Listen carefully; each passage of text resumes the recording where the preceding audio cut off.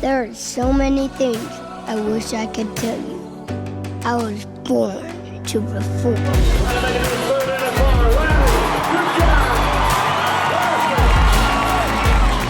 Body language speaks volumes without even saying a word. I am your horse, and you are my voice. For the love in every horse, lead, don't follow.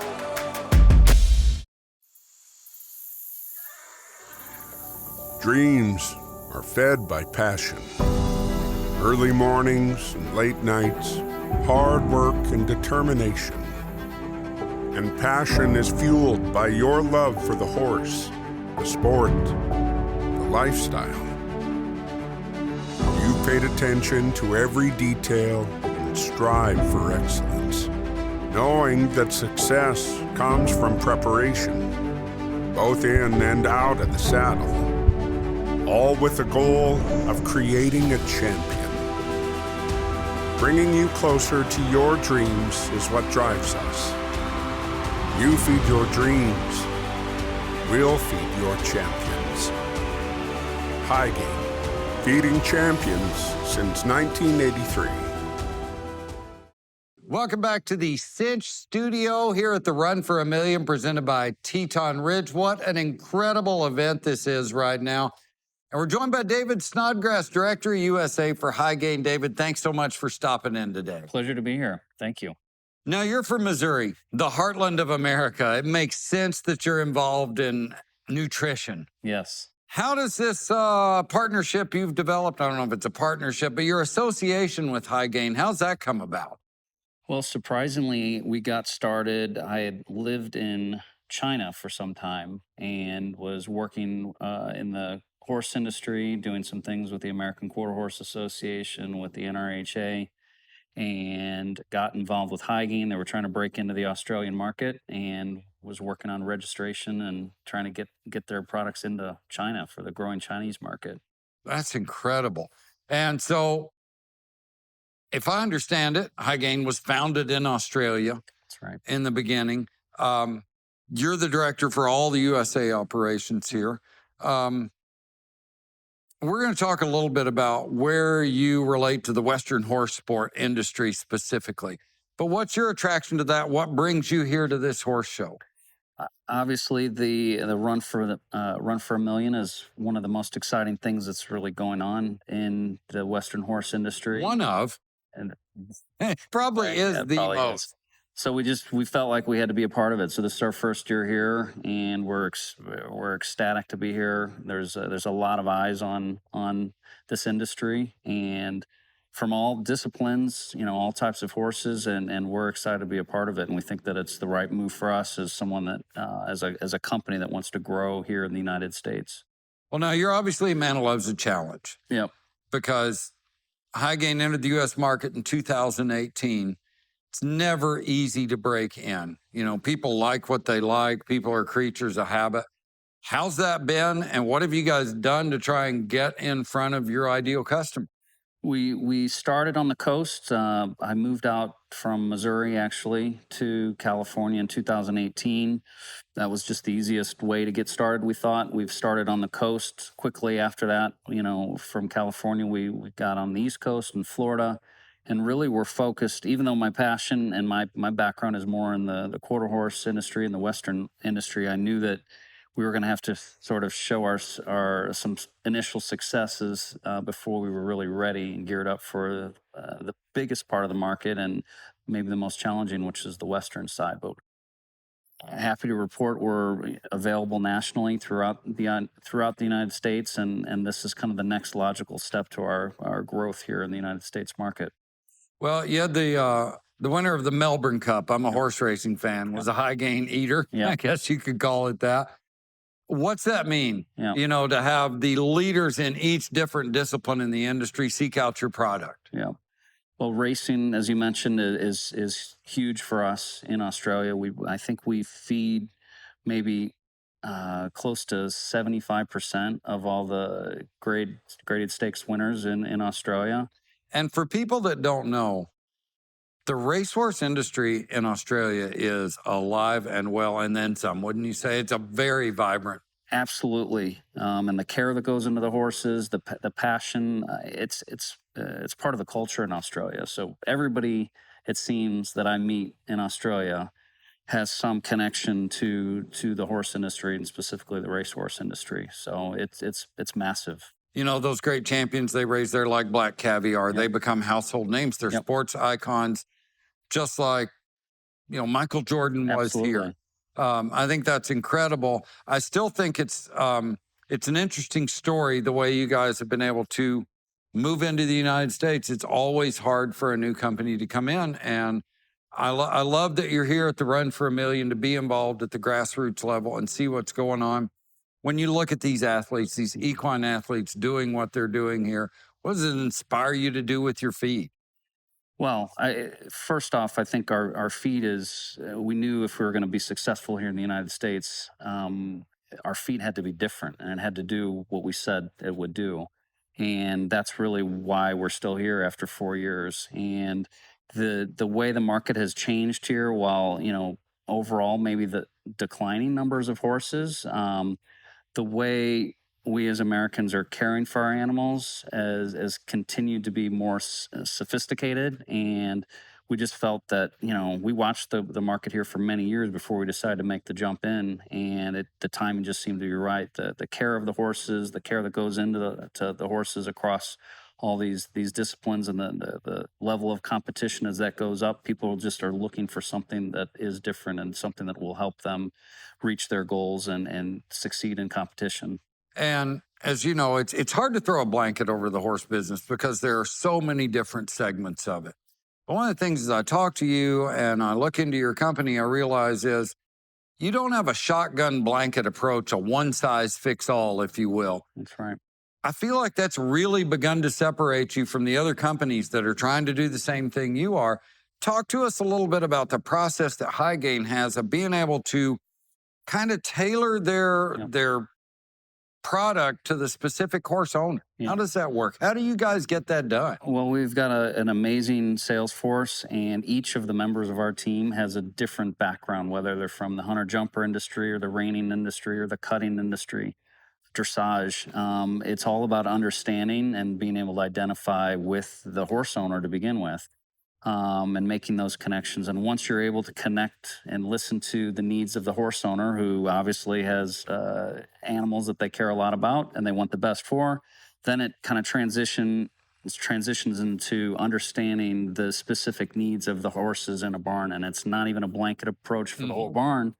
We go through and we tailor our nutrition to understanding whether a horse is needing, a little bit more energy, or if they're overweight and needing to lose some weight. We've got solutions to fit and match, but it all comes down to listening and bonding with the horse owner to try to understand what it is you're trying to do with your program.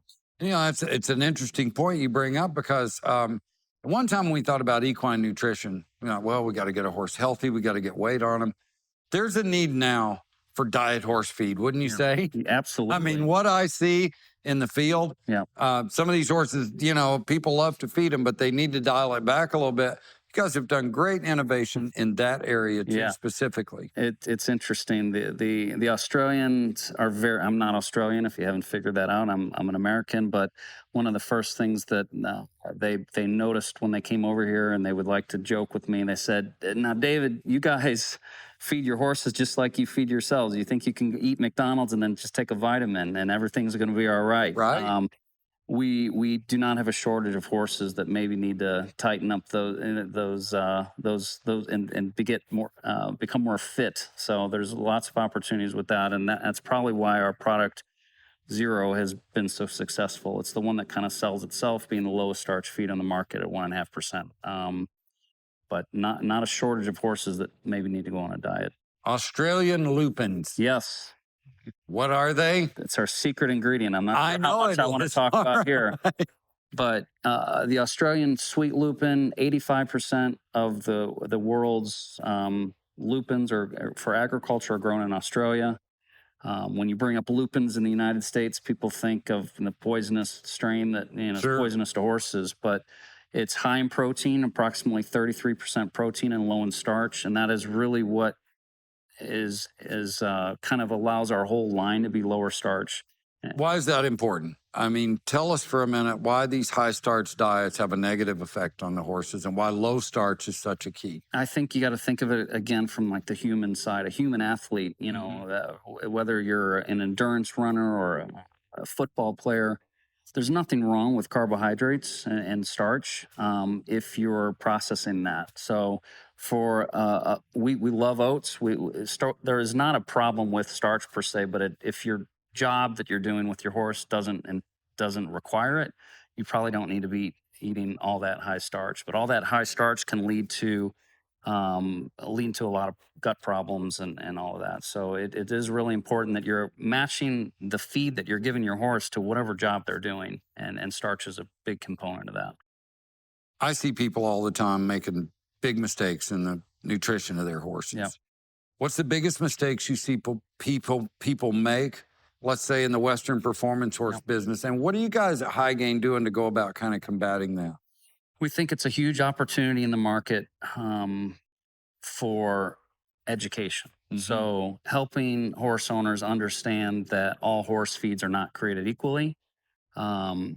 All the education we're doing with horse owners, with feed store owners, is really to teach people how to read feed labels. Our philosophy as a feed company is that you should feed the least amount of grain as possible. You know, if you have a quality forage, you know, an electrolyte, or even just salt, obviously water, that's really what you need. And the supplementing and the grain is really there to fill in gaps with that forage.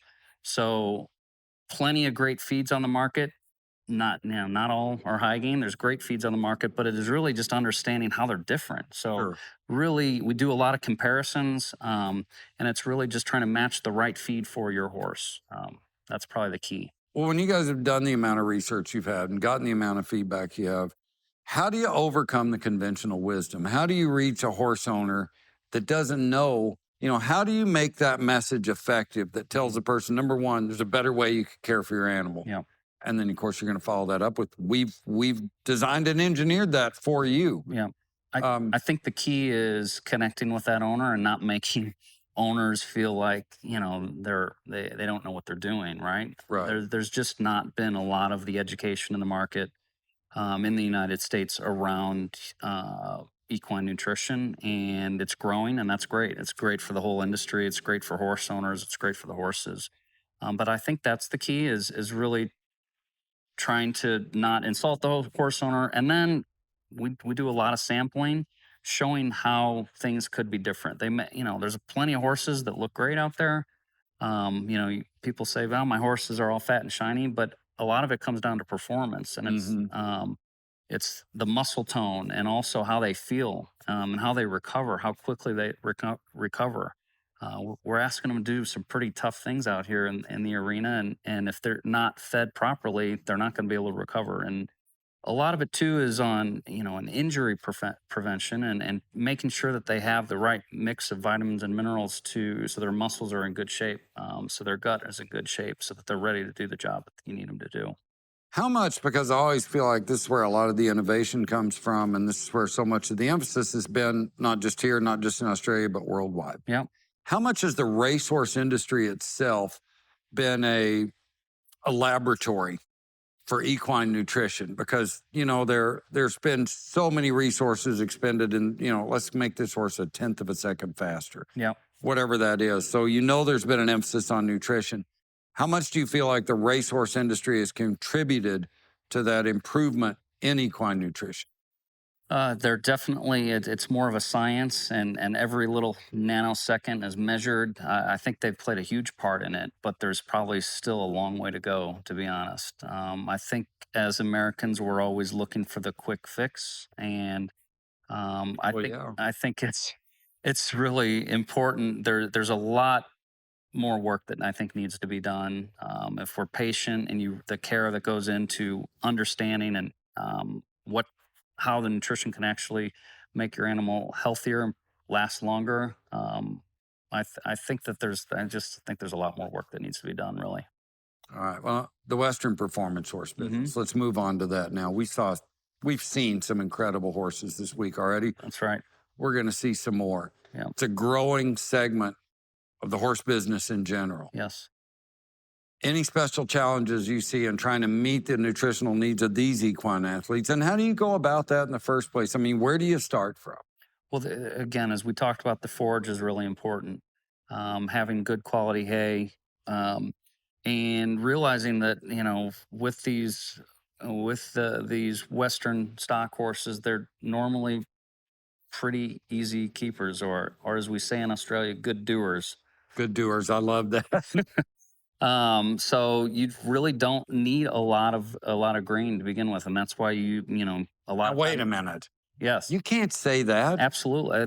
The owners of the company probably don't want to hear me saying that, but it's true. I believe that wholeheartedly. I mean, I'll stand behind in our business. I always say my calling card are my horses. Yeah. Look at my horses. They look great.